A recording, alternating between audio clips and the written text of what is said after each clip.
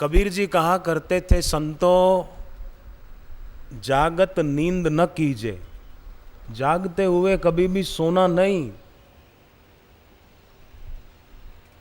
लोग बेचारे जागते हुए सो रहे हैं। और मीरा की अनुभूति, मीरा कहती है, सखी मेरी नींद नसानी, मेरी नींद नष्ट हो गई। कबीर जी कहते हैं, संतों जागत नींद न कीजिए, जागते हुए सोना नहीं। अंग्रेजी में एक शब्द है बीमारी का, सोमनेम्बुलिज्म, नींद में चलने की बीमारी। अमेरिका में एक व्यक्ति को थी, उसने पुलिस को शिकायत की कि रात को कोई मेरी गाड़ी में से पेट्रोल चोरी करके जाता है। अब पुलिस ने कहा कि किसी को ले जानी होगी तो पूरी गाड़ी ले जाएगा, पेट्रोल निकाल के ले जाएगा। रात को पुलिस छुप कर खड़ी हो गई उसके घर से थोड़ी दूर। पुलिस वालों ने देखा तो उनके आश्चर्य का ठिकाना न रहा। वही आदमी गैरेज खोलकर गाड़ी बाहर निकाल कर चलाता हुआ ले गया। पुलिस पीछे पीछे कैमरा लेकर शूटिंग कर ली और अगले दिन वो रिकॉर्ड तैयार रखा कि इसको दिखाएंगे। सुबह उस आदमी ने पुलिस को फिर फ़ोन किया, साहब कल रात को भी मेरी कार में से पेट्रोल चोरी हो गया। अब तो पुलिस वालों से रहा न गया, उन्होंने वो रात का रिकॉर्ड किया हुआ सारा उसको मूवी दिखा दी। बोले देखो पेट्रोल कैसे चोरी हो गया, आपने खुद ने 2 घंटे कार घुमाई, 2 घंटे में कितना पेट्रोल जल जाएगा। तब उसको पता चला कि मेरे को ये बीमारी है, नींद के चलने की बीमारी। पर वास्तव में देखा जाए तो आज ये रोग संसार में सबको लागू पड़ गया है। जागते हुए भी सो रहे, मोह की नींद में, इसके बिना नहीं चलेगा, इसके बिना नहीं चलेगा, इससे मिले बिना नहीं चलेगा, इससे बात किए बिना नहीं चलेगा, इससे शादी किए बिना नहीं चलेगा। मर जाते हैं कई जवान युवक युवतियां, आत्महत्या कर लेते हैं। आत्महत्या तो क्या खाक करेंगे, शरीर को खत्म कर देते हैं और खुद भूतड़े बनकर भटकते रहते हैं। आपने सुना होगा आणंद में, गुजरात में आणंद है, आणंद, वहां तो एक आश्चर्यकारक घटना बनी। मैंने सुनी, कोई एक फिल्म का गीत था, झलक दिखला जा, आजा आजा आजा, ऐसा गीत बज रहा था और लड़के लड़कियां आपस में डांस कर रहे थे। कॉलेज के कोई पार्टी वार्टी होगी, डांस कर रहे थे और ये गीत बज रहा था, झलक दिखला जा, आजा आजा आजा बज रहा। और आप मानोगे आसपास जितने भूत प्रेत रहते थे वो सब उनमें आकर घुस गए कि तुमने पुकारा हम चले आए, तुमने बोला आजा आजा आजा, ले मैं आ गया। वो भूत घुस गए उनके अंदर। क्या मिला ये फिल्म के गाने सुनने से, गाने से क्या मिला? भक्ति के सिवाय का जो भी मजा है उसके अंत में खतरनाक सजा छुपी हुई है, खतरनाक सजा। ये ही संस्पर्शजा भोगा दुख यो नय एवते आद्यंतवंत कौन्तेय न तेषु रमते बुधः। भगवान कहते हैं ये जो संसार के भोग हैं इनके अंत में दुख छुपा हुआ है। मुझे कबीर जी की बात ये बड़ी प्यारी लगती है और मीरा की अनुभूति, संतो जागत नींद न कीजिए। और मीरा कहती है, सखी मेरी नींद नशानी हो। मीरा कह रही है मैंने और कुछ नहीं किया, केवल उनके सुमरण में डूबी रही तो मेरी नींद जागरण में परिवर्तित होने लगी। सब सखियन मिली सीख दई, मेरे को मेरी सहेलियां सीख देती थी कि ये छोड़ दे, इतनी भक्ति ठीक नहीं है।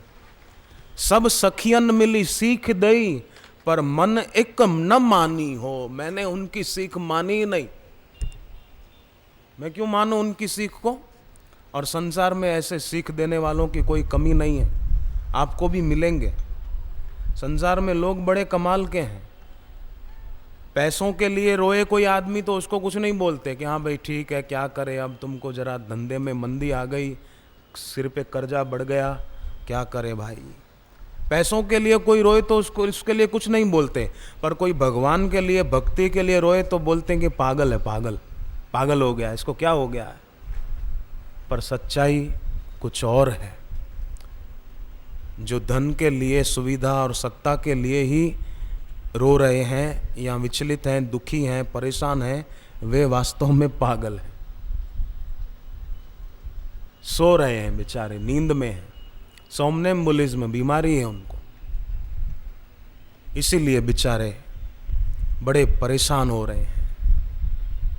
देखो, जैसे कोई पवित्र नदी का जल नदी से अलग होकर किसी गड्ढे में आबद्ध हो जाए, खड्डे में आ जाए, तो उसमें गंदगी आ जाती है और बैक्टीरिया बढ़ने लगते हैं, मच्छर आदि बढ़ने लगते हैं।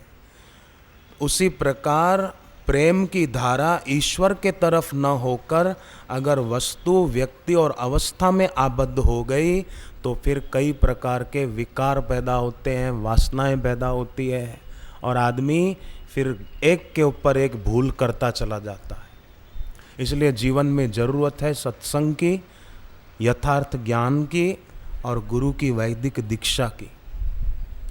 इमारत ऊंची बनानी हो तो नींव मजबूत बनानी पड़ती है। ऐसे ही सुख शांति की इमारत ऊंची बनानी हो तो गुरु दीक्षा रूपी नींव वो बहुत जरूरी है। उससे हृदय में स्नेह की, प्रेम की गंगा लहराती रहती। वास्तव में जो श्रद्धालु, बाकी तो कोई तो, अब उनके लिए क्या शब्द कहा जाए। ऐसे लोग भगवान को तो क्या, गुरु को नहीं पहचाना, भगवान को क्या खाक पहचानेंगे। सदगुरु को ही नहीं पहचान पाए। सूर्य जब उदय होता है ना, तो सूर्य के प्रकाश में कोई ब्राह्मण, कोई भक्त पाठ कर लेते हैं, कोई दुर्गा चालीसा, कोई हनुमान चालीसा, कोई कुछ पंडित लोग वेद पाठ कर लेते हैं, गीता पाठ कर लेते हैं। पर वहीं उल्लू को देखो तो अंधा होकर बैठा रहता है। भक्त लोग कुछ का कुछ कर लेते हैं अपना कल्याण करने के लिए, पंडित लोग वेद पाठ कर लेते हैं, गीता पाठ कर लेते हैं, कोई रामचरितमानस, कोई सुंदरकांड, कोई कुछ कर लेते हैं, पर उल्लू अंधा होकर बैठा रहता है। ऐसे ही समाज में सदगुरु रूपी सूर्य पधारते हैं तो सज्जन बुद्धिमान लोग तो लाभ ले लेते हैं, पर बेचारे उल्लू के पड़ोसी बंधु वो बैठे रहते हैं या उसके वंश परंपरा के बैठे रहते हैं, वो लाभ नहीं ले पाते। अभी आप लोग यहाँ बैठे हैं, पर अभी कोई ऐसे भी होंगे जो टीवी चलाकर बैठे होंगे, कोई थिएटर में भी बैठे होंगे, कोई क्लब में बैठे होंगे, कोई होटल में बैठे होंगे। भगवान राम समुद्र पार करके लंका में गए तो सुबेल पर्वत के शिखर पर राम जी बैठ गए, वानर सेना बैठ गई, सत्संग शुरू हो गया। और वहीं दूसरे पर्वत पर रावण बैठा था, शराब पी रहा था और नाच गान देख रहा था।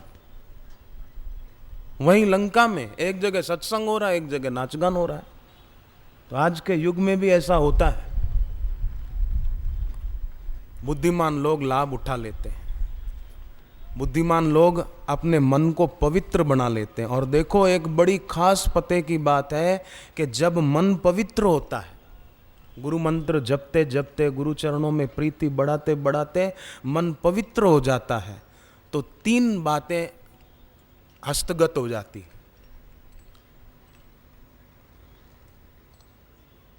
मन की स्थिरता, चित्त की प्रसन्नता और हृदय में निर्भयता, ये 3 आ जाती है। और इन 3 के आ जाने से मन में स्थिरता, चित्त में प्रसन्नता, शांति और हृदय में निर्भयता, डर नहीं, ये 3 बातें आ जाने से प्राण शक्ति सबल हो जाती है। और हमारी प्राण शक्ति सबल हो जाती है तो रोग आते ही नहीं शरीर में, अगर आए तो टिकेंगे नहीं। रोग क्यों हावी होते हैं? कि प्राण शक्ति कमजोर है। और प्राण शक्ति क्यों कमजोर है? कि मन में स्थिरता नहीं है, चित्त में प्रसन्नता नहीं है, हृदय में निर्भयता नहीं है, तो प्राण शक्ति कमजोर है। और आज देखो, अमेरिका में शरीर के डॉक्टरों की अपेक्षा मन के डॉक्टर ज्यादा हो रहे हैं। और शरीर के डॉक्टर जो हैं वो भी ये मानने लगे हैं कि ज्यादातर बीमारी मानसिक तनाव की अधिकता से होती है। मन में स्थिरता नहीं, चित्त में प्रसन्नता नहीं, हृदय में निर्भयता नहीं है। और क्यों नहीं है? मानसिक तनाव क्यों अधिक बना हुआ है? कि दो बातें। एक तो ये कि कर्तव्य के ज्ञान का निरादर करते हैं, माने पता है क्या करना चाहिए क्या नहीं करना चाहिए, पर उस ज्ञान का अनादर कर देते। पता है पान मसाला नहीं खाना चाहिए, खाते। पता है शराब पीने से लीवर खराब होता है, पीते हैं। पता है फिल्म देखने से बुरे संस्कार और हलकट संस्कार मन बुद्धि में घर कर जाते हैं, फिर भी देखते हैं। कर्तव्य के ज्ञान का निरादर कर देते हैं। कहो भाई ध्यान साधना करनी चाहिए, बोले मेरे पास टाइम ही नहीं है। टाइम नहीं है मेरे पास। टाइम नहीं है, पर टाइम बताने वाली घड़ी तो है। बोले टाइम नहीं है, पर देखो टाइम बताने वाली घड़ी आपके पास है। कितना टाइम रोज बेकार चला जाता है, गपशप में, सीरियल में, इधर उधर की बातें करने में कितना टाइम जाता है। टाइम ही नहीं है। समय व्यर्थ गंवा देते हैं। जहाज उड़ान भरी, जहाज ने, हवाई जहाज ने अमेरिका के लिए, मुंबई से प्लेन उड़ा तो दो व्यक्ति खूब बातें कर रहे थे। आगे की सीट वाले, पीछे की सीट वाले, इधर राइट साइड वाले, लेफ्ट साइड वाले परेशान हो गए उनकी बातों से। बड़ा बड़ा जहाज होता है ना, तो जो गए होंगे देखा होगा, वो बीच में बैठे थे। इधर की सीट वाले, इधर की सीट वाले, आगे वाले, पीछे वाले, तंग आ गए। अब बातें क्या कर रहे थे? एक ने कहा उसको, दूसरे को, बगल वाले को, आप कहाँ रहते हैं भाई साहब? बोले मैं भारत में ही रहता हूँ। अच्छा, मैं भी भारत में ही रहता हूँ। भारत में कहाँ रहते हैं? बोले मैं मुंबई में रहता हूँ। अरे मैं भी मुंबई में ही रहता हूँ। तो आप मुंबई में कहाँ रहते हैं? बोले मैं बोरीवली ईस्ट में रहता हूँ। मैं भी बोरीवली ईस्ट में रहता हूँ। बोरीवली ईस्ट में कहाँ? बोले मंगलनाथ सोसाइटी। और मैं भी उसी सोसाइटी में रहता हूँ। कौन सा अपार्टमेंट? बोले फलाना अपार्टमेंट। और मेरा भी उसी में घर है। फ्लैट नंबर कौन सा? बोले अमुक फ्लैट नंबर। अरे बोले मेरा भी वही फ्लैट नंबर है। अब सब जो लोग सुन रहे थे उन्होंने कहा भाई साहब हद हो गई। वही शहर, वही सोसाइटी, वही अपार्टमेंट, वही फ्लैट नंबर, आखिर आप दोनों का संबंध क्या है? बोले हम दोनों बाप बेटे लगते। तो फिर ये सब बातें क्यों कर रहे थे? बोले टाइम पास कर रहे थे। टाइम पास कर रहे थे कि टाइम बर्बाद कर रहे थे? उसे तो बैठते, मानसिक जप करते, ध्यान करते, थोड़ा सुमिरन करते। तो कर्तव्य के ज्ञान का निरादर मानसिक तनाव की अधिकता में यह हेतु है।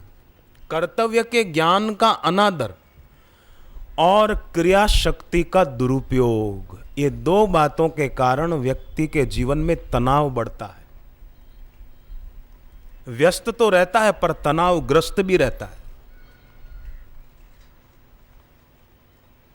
तो कर्तव्य के ज्ञान का अनादर न हो और क्रिया शक्ति का दुरुपयोग न हो तो व्यक्ति मानसिक तनाव से मुक्त होकर मन में स्थिरता, चित्त में प्रसन्नता और हृदय में निर्भयता बढ़ाता हुआ व्यवहारिक सिद्धि और परमार्थिक सिद्धि को पाने में सफल हो सकता है। तो गुरु मंत्र का जप करे, ध्यान करे तो जरूर उसे सिद्धि और सफलता मिलेगी।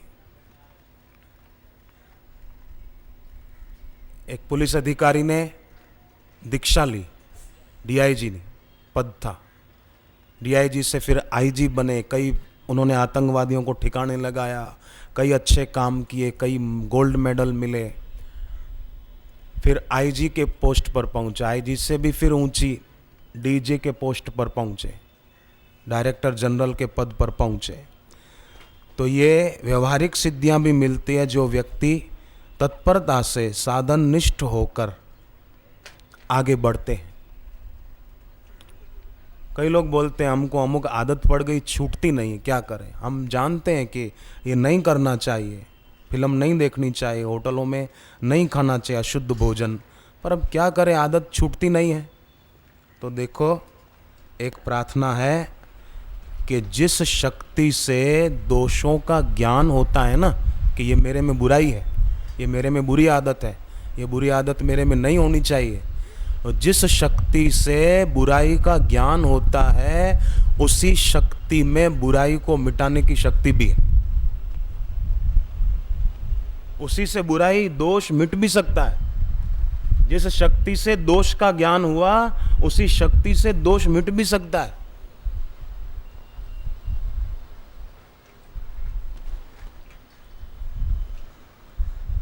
केवल इसको महत्व दे दे बस। महत्व केवल दुनियावी चीजों को ही न दिया जाए। एक राजा था, राजा ने अपनी रानी के लिए एक बहुत कीमती हार बनवाया था, और रानी एक दिन वो हार बाहर रखकर नहाने के लिए गई तो हार एक पक्षी लेकर उड़ गया।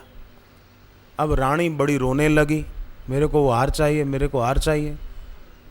राजा ने कहा दूसरा बनवा देंगे, बोले नहीं मेरे को तो वही चाहिए, मैं खाऊंगी नहीं। राजा ने घोषणा करा दी कि जो कोई हार ला देगा उसे मुंह मांगा इनाम दिया जाएगा। सब लग गए खोज में, पर कोई आदमी ले गया हो तो पता चले। पक्षी ले गया था। एक दिन एक लकड़हारा, लकड़ियां बेचने वाला, जंगल से लकड़ी इकट्ठी करके लौट रहा था, तो एक गंदा नाला था, उसके किनारे किनारे वो आ रहा था, थकान लगी। खजूर का एक लंबा पेड़ था, उसके नीचे वो बैठ गया। सामने नजर पड़ी गंदे नाले में, तो उसको हार दिखाई देने लगा।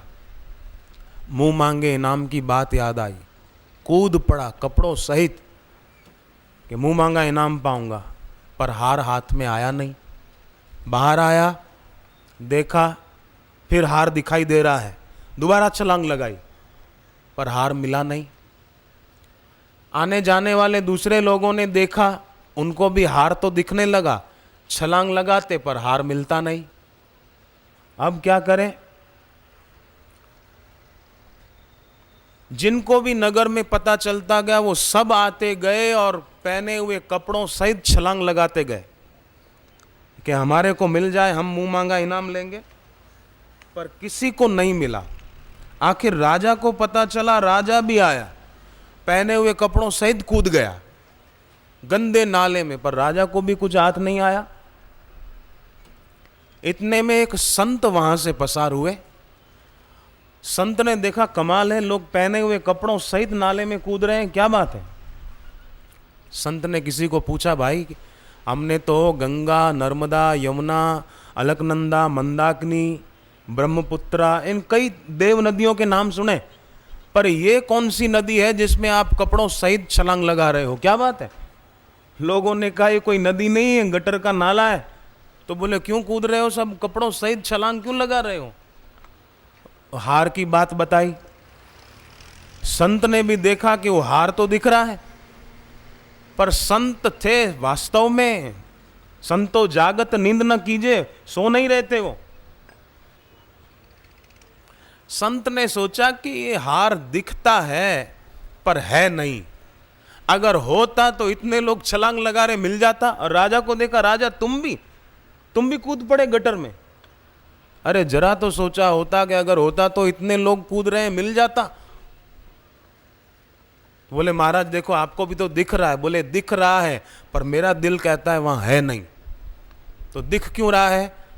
संत ने पास में जो खजूर का पेड़ था किनारे, उस पे नजर डाली, ऊंची आखिरी डाल पर देखा तो वहां हार लटका हुआ था और उसका प्रतिबिंब गटर में दिख रहा था।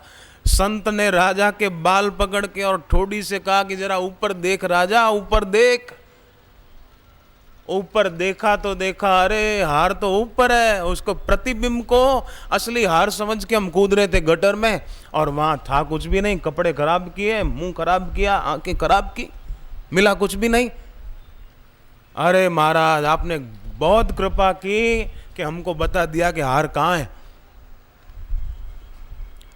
तो संत ही, गुरु ही बता सकते हैं कि असली चीज, वास्तविक सुख कहाँ है। नहीं तो लोग गलत जगह ही ढूंढते रहते हैं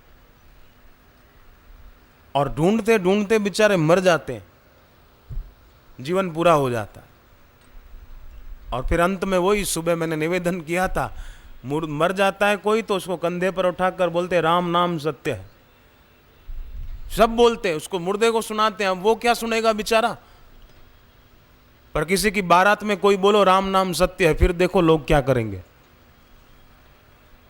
पसंद नहीं है बारात में तो डीजे पसंद है, डीजे डिस्को पसंद है, फिल्म के गीत पसंद है। वो फिल्म का गाना गा रहे थे, आजा आजा आजा आजा, तो भूत प्रेत आ गए कि ले तुमने पुकारा हम चला दे, हम तुमने क्यों बुलाया हमको। सब के अंदर घुस गए। संतो जागत नींद न कीजे, उठो मानव आंख खोलो, सो चुके हो अब न सोना। उठो मानव आंख खोलो, सो चुके हो अब न सोना। बहुत ही सुंदर समय है, जागृत जीवन बिताओ। बहुत ही सुंदर समय है, जागृत जीवन बिताओ। कहीं भी कर्तव्य पालन में न तुम आलस्य लाओ। कहीं भी कर्तव्य पालन में न तुम आलस्य लाओ। सबल होकर बहुत दुर्बल हो चुके हो अब न होना। सबल होकर बहुत दुर्बल हो चुके हो अब न होना। स्वर्ण घड़ियां कदाचित तुम खो चुके हो अब न खोना। स्वर्ण घड़ियां कदाचित तुम खो चुके हो अब न खोना।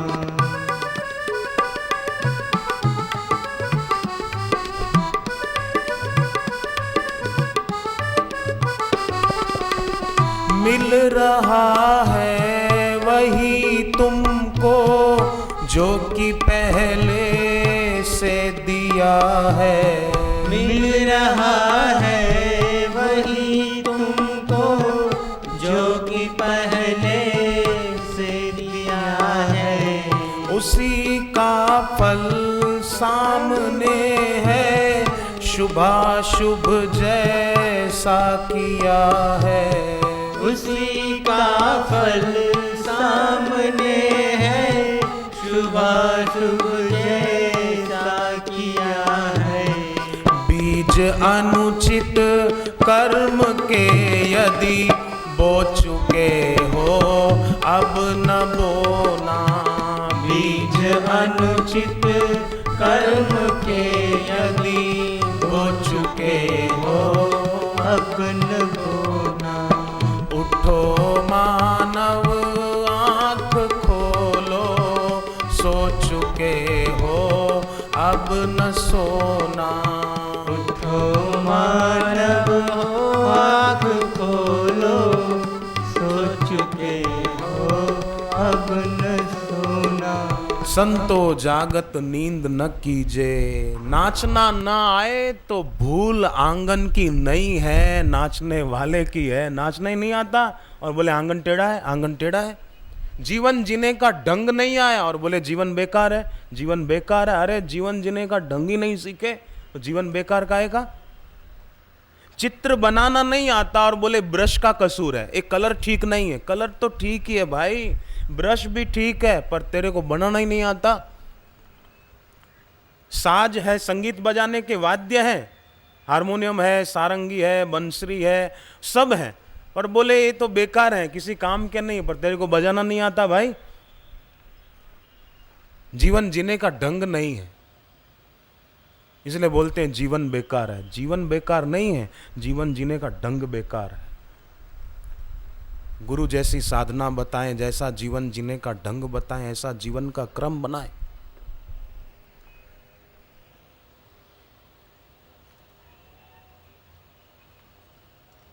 कई लोग मुझे बताते हैं उनके जीवन में पहले कैसी अशांति, उद्विग्नता थी, परंतु अब कैसी शांति और प्रसन्नता बढ़ रही है। महाराष्ट्र में पूना है, पूना में आश्रम है संत ज्ञानेश्वर जी की समाधि के पास आलंदी में। वहाँ आश्रम में 2 दिन बापूजी का सत्संग था। एक परिवार के लोगों ने मुझे चिट्ठी दी। आपको सुनकर बड़ा आश्चर्य लगेगा। चिट्ठी में लिखा था, वो लोग थे सामने आश्रम में। चिट्ठी में लिखा था, उन गांव का नाम मैं भूल गया, कौन से गांव से आए थे। चिट्ठी में है, हम अमुक गांव से आए दर्शन सत्संग के लिए। आश्रम में हमारा बच्चा बोल नहीं पाता था।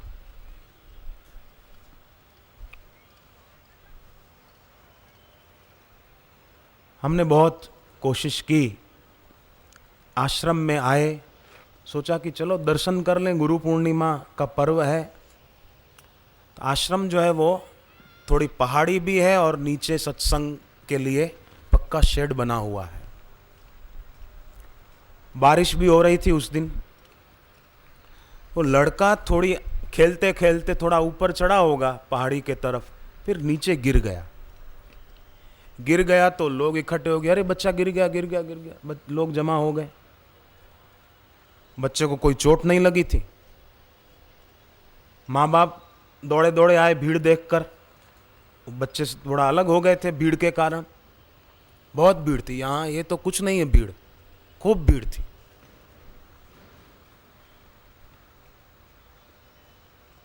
माँ बाप आए, बेटा बेटा बेटा तेरे को लगा तो नहीं? बेटा जो बोल नहीं पाता था, आपको आश्चर्य लगेगा, बेटा बोला कि ना ना बापू ने मेरे को संभाल लिया था, मेरे को कोई चोट नहीं लगी। माँ बाप को हुआ बेटा बोल रहा है, बेटा हरि ओम हरि ओम हरि ओम राम राम राम बोल रहा है बेटा। बात हो सकता है कोई एकदम नास्तिक वृत्ति का आदमी बोले हम नहीं मानते, नहीं मानते, कोई बात नहीं। अयोध्या का जो धोबी था ना, वो भी नहीं मानता था कि सीता जी की अग्नि परीक्षा हुई और अग्निदेव ने प्रकट होकर कह दिया कि सीता पूर्ण पवित्र है, कोई दोष नहीं है सीता जी में। अग्निदेव ने कहा था, पर धोबी नहीं मानता था, बोले मैं नहीं मानता। जमीन पर नजरें गड़ाए हुए चल रहा हो तो उसको आसमान के तारे और चांद कैसे दिखाई देगा? हाथ में कंकड़ और पत्थर भरकर रखे हैं तो हीरे और जवाहरात कैसे संभाल पाएगा? और हीरे जवाहरात हाथ में पकड़ सकता है, सूरज और चांद को हाथ में नहीं पकड़ सकता, ताकत नहीं है। भगवान को और भगवत तत्व प्राप्त महापुरुषों को पहचान नहीं सकता। नहीं, अच्छे अच्छे लोग चकरा जाते हैं बेचारे। जिस तराजू में लकड़ी और जंग लगा हुआ लोहा तोला जाता है, उस तराजू में सोना नहीं तोला जाता। जिस तराजू में सड़े गले लोहे के टुकड़े तोलते हैं, उस तराजू में हीरे नहीं तोलते।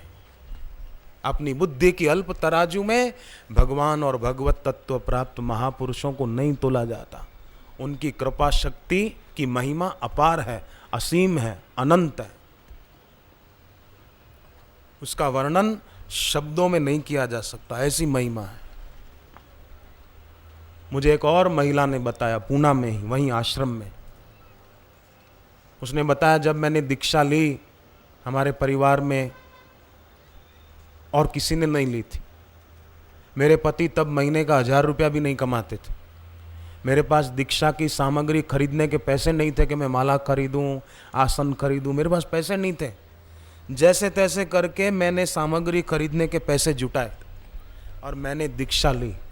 रोज माला लेकर जप शुरू कर दिया, जल्दी उठ जाती।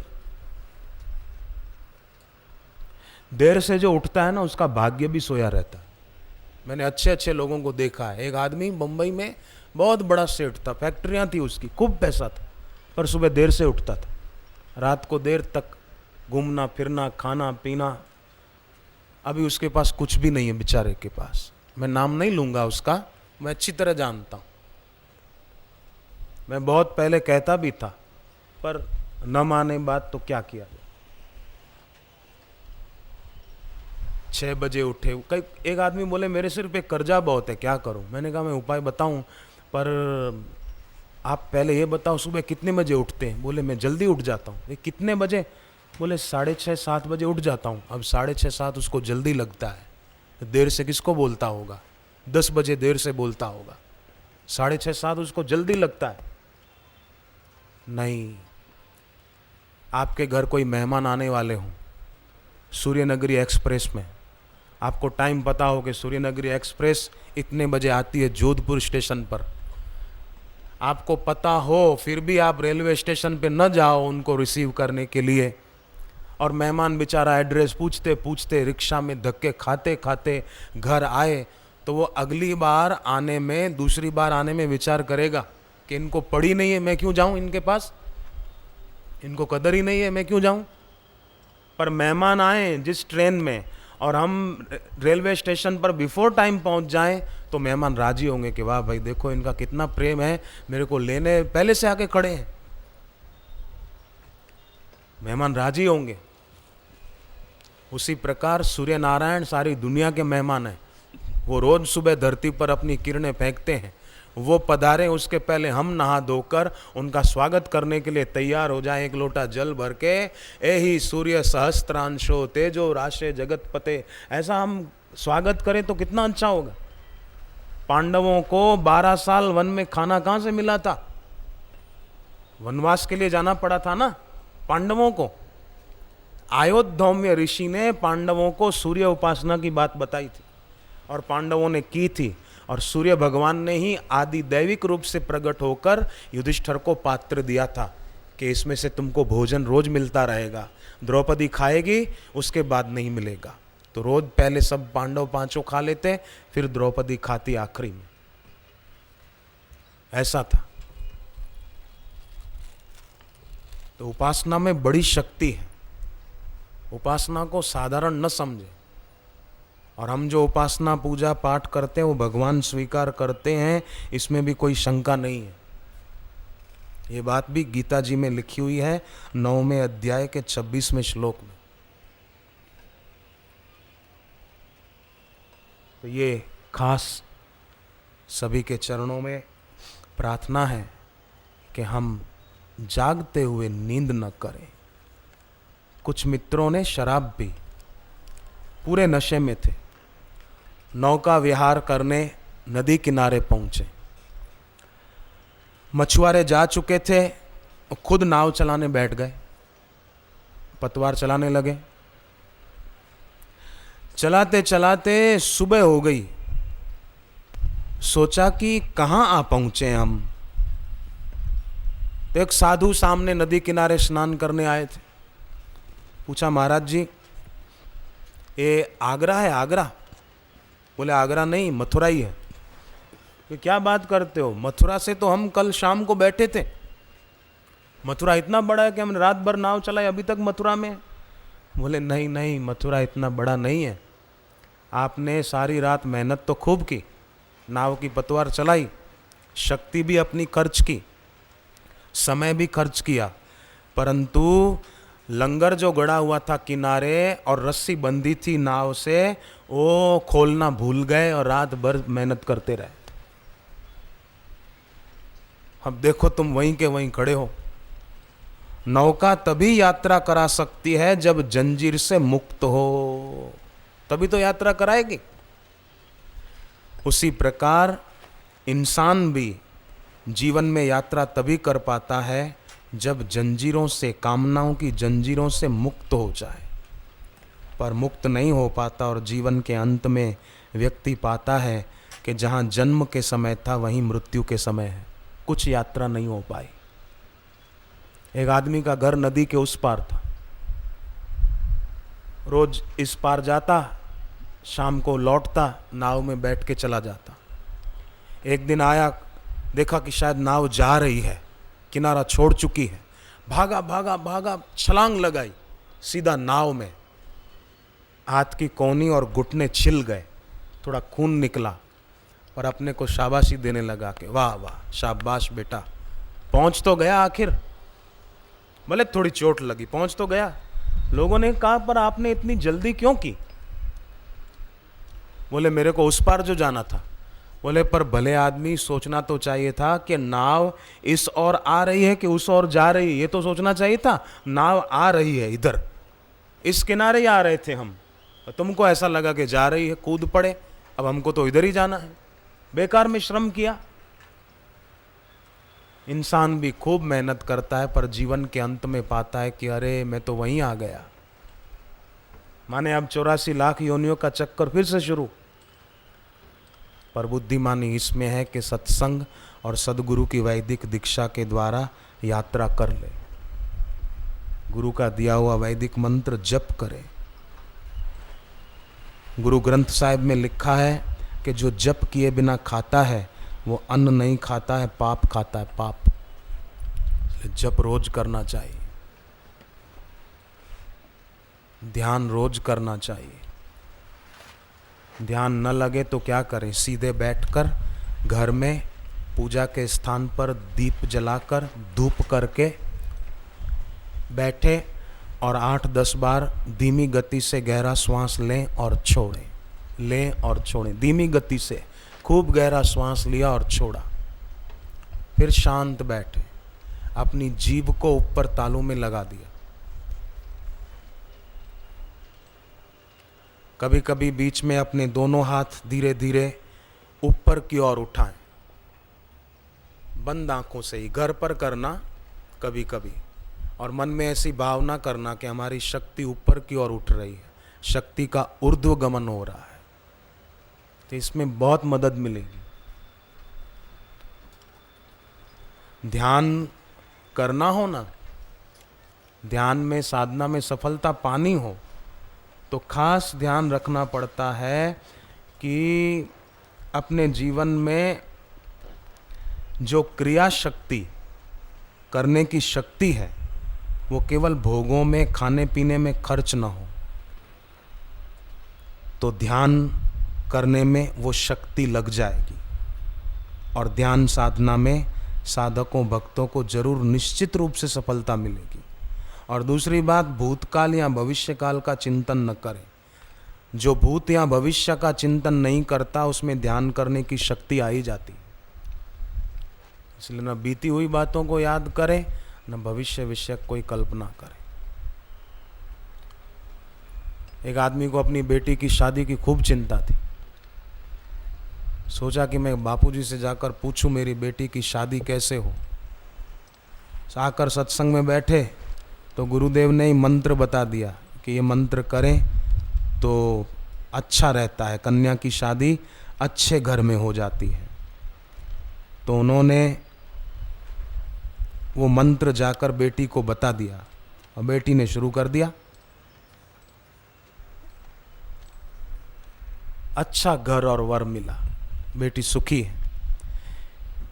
किसी कन्या को अगर कष्ट हो ना, ससुराल में शादी के बाद या शादी में कोई अड़चन आती हो, तो कन्या रोज उत्तर दिशा की ओर मुंह करके तिलक करे।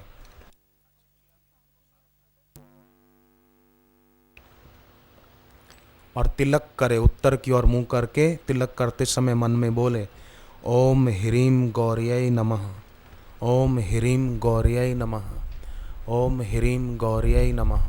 गौर्यै माना पार्वती माता। ओम ह्रीं गौर्यै नमः, ओम ह्रीं गौर्यै नमः। तो कन्या को घर और वर अच्छा मिले।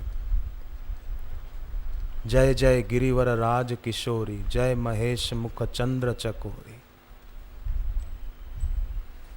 एक कन्या की शादी हुई, 1-1.5 साल बीता, एक बच्चा हुआ, फिर न जाने क्या हुआ, उसके पति ने उसको छोड़ दिया। वो बेचारी बड़ी दुखी थी। सत्संग में एक जगह आई कि मैं क्या करूं। मैंने कहा बापूजी ने ये मंत्र बताया, आप करो। उसने 1.5-2 महीना किया। उसके बाद सूरत के आश्रम में कार्यक्रम था, तो वो आई उसके पति को साथ लेकर, मिठाई लेकर आई, बोले मेरे पति ने भी अब दीक्षा ले ली है। वो खुद मेरे को लेने आए थे, मैंने खाली 1.5 महीना ये जप किया और मेरे पति अब देखो बहुत हम लोग हिल मिल कर रहते हैं प्यार से। बापू जी जो कहते हैं ना, उनके वचनों के पीछे उनकी कृपा होती है, उनका आशीर्वाद होता है, तो सुनने वाले का कल्याण कर देता है। सुनने वाला भी प्रीतिपूर्वक सुने, और सुनने के लिए बैठे तो बस गुरुदेव जो कह रहे हैं अब वैसा ही मुझे अपना जीवन बनाना है, ऐसा संकल्प करके बैठे तो और विशेष लाभ होगा सुनने वाले को। सत्संग सुनना ये भी एक भक्ति है। आप यहाँ बैठे हैं ना, तो ये आपकी भक्ति हो रही है। बड़े भाग्य से ऐसा अवसर मिलता है कि सुनने की रुचि हो जाए। तो आजकल सबको रुचि कहाँ होती, तो आपकी रुचि हुई है, ये आपकी पुण्याई है। आप श्रद्धा से बैठते हैं, ये आपकी नम्रता, आपके अंदर जो दैवी संपदा है उसका परिचय आप लोग दे रहे हैं।